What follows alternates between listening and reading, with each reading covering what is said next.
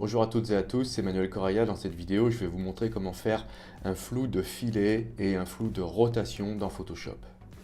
Donc je vais ajouter dans cette image un petit effet de flou de filet, car vous voyez cette image-là, elle a été prise à haute vitesse, donc la voiture, on a l'impression qu'elle est figée. J'aimerais bien lui donner une petite sensation de vitesse. Pour cela, je vais lui ajouter un filtre que je vais trouver dans Galerie d'effets de flou qui s'appelle flou de tracé. Vous verrez qu'il existe un flou du même style dans le menu flou directionnel, mais ce filtre dispose de moins de paramètres que celui dont je vais vous parler. Mais avant d'appliquer ce filtre, je vais devoir faire une sélection de mon véhicule. Je l'ai déjà réalisé pour que ça aille plus vite.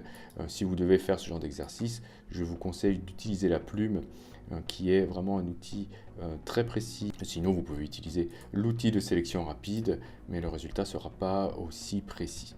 Donc ma sélection, moi je l'ai déjà réalisée. Je vais aller la chercher dans sélection, récupérer la sélection et ici voiture. Voilà, donc moi c'est pas la voiture que je souhaite flouter, c'est le fond. Donc je vais inverser ma sélection en allant dans le menu sélection, intervertir, voilà. Une fois n'est pas coutume, je ne vais pas transformer mon calque en objet dynamique malgré le fait que je vais lui appliquer un filtre.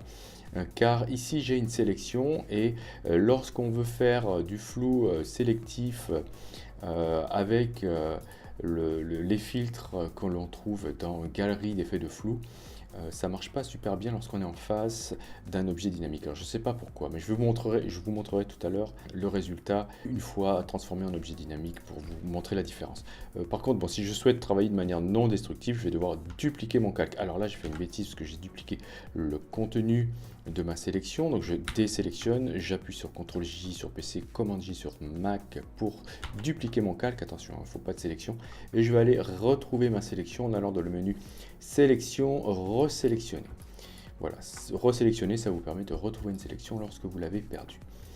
Je vais donc aller chercher le filtre dans le menu filtre, galerie d'effets de flou, et vous avez ici flou de tracé. Donc voilà, flou de tracé, en fait, bon, c'est un petit peu gourmand. Donc si vous avez un ordinateur qui n'est pas très puissant, ça risque de ramer un petit peu.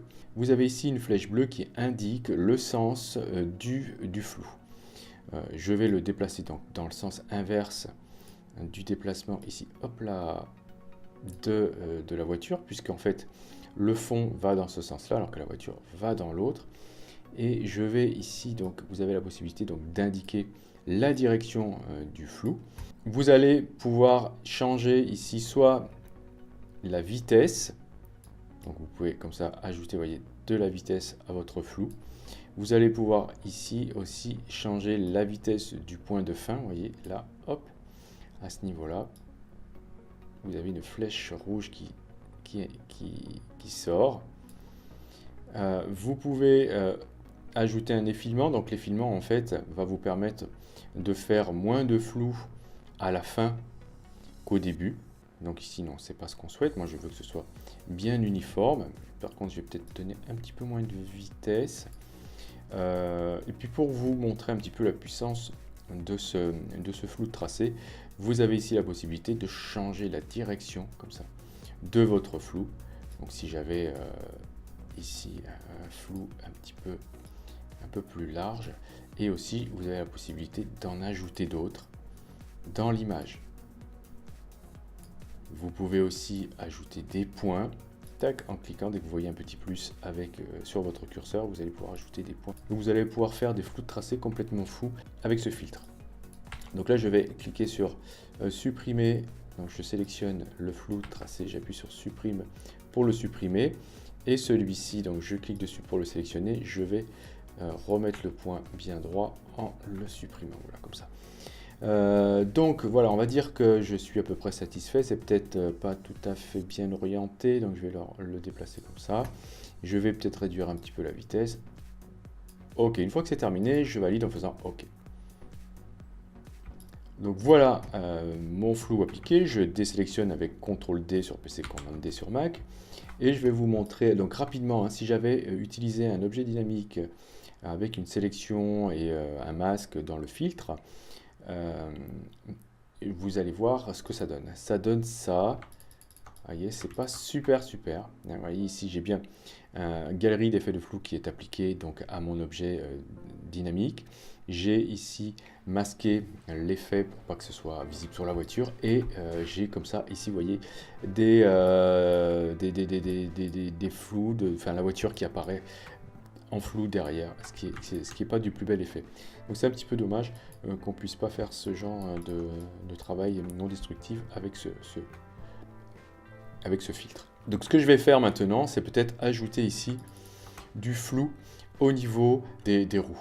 Là par contre, je vais pouvoir transformer mon calque en objet dynamique puisque ça sera moins pénalisant d'ajouter des franges au niveau des roues. Donc je vais convertir donc mon calque en objet dynamique. Maintenant, je vais faire une sélection de mes roues. Ok. Ce que j'avais. Donc là, vous pouvez utiliser n'importe quoi comme outil de sélection. Vous pouvez partir avec l'outil de sélection elliptique et ensuite supprimer ce qui dépasse au lasso, par exemple. C'est ce que j'ai fait. Et je vais appliquer donc sur cette sélection un filtre dans Galerie d'effets de flou qui s'appelle flou de rotation. Donc ici, vous avez par défaut un réglage qui s'applique. Donc vous voyez, vous avez un cercle comme ça avec des poignées sur le côté et des poignées dans le centre. Les poignées du centre, vous voyez, vous pouvez les déplacer tout ensemble et vous aurez comme ça l'effet qui sera à 100% vers le centre à partir de ces points et qui va s'estomper progressivement à la périphérie de ces points. Donc là, moi ici, je veux que ce soit assez fort, mais par contre, je vais réduire la périphérie du réglage, du filtre, pardon, voilà, et le positionner au niveau de ma roue. Bien. Une fois que j'ai terminé pour cette roue-là, je vais en ajouter un autre ici pour l'autre. Je vais pouvoir comme ça faire la même opération. Donc là, attention, voilà, je peux tourner bien sûr le réglage. Je vais faire en sorte que ça prenne quand même toute la roue et essayer à peu près de lui donner la même forme que ma roue. Donc le réglage, vous voyez, vous pouvez le retrouver ici. Pour le paramètre de chaque réglage, vous en avez qu'un. Il est vraiment très petit à ce niveau-là. Vous pouvez aussi refaire le bruit si nécessaire, comme tout à l'heure. Une fois que c'est terminé, vous validez en faisant OK. Donc là, on se retrouve avec donc avant, après. On voit comme ça, avant et après notre effet. Peut-être que là, cet effet-là n'est peut-être pas assez fort, donc je vais double-cliquer là-dessus. J'aimerais vraiment que ça tourne un peu plus ici, là. Voilà, peut-être pas quand même si fort. Voilà. Là, je trouve que ça, c'est un petit peu mieux. Sur celui-ci, je vais faire pareil. Je vais booster un petit peu l'effet. Pas trop quand même. Et voilà, quand on est content, on valide. Bien, je trouve que c'est un petit peu mieux comme ça. Donc voilà ce que je pouvais vous dire pour ces deux filtres qui sont très intéressants lorsque vous souhaitez ajouter de la vitesse dans vos images. Je vous remercie d'avoir suivi cette leçon. Si vous avez des questions, n'hésitez pas à le faire dans les commentaires. Si vous avez aimé, cliquez sur j'aime. N'hésitez pas à partager mes vidéos. Si vous n'êtes pas encore abonné, cliquez sur abonnez-vous. N'oubliez pas la petite clochette pour être averti des prochaines leçons. Et justement, on se dit à la prochaine pour une autre leçon.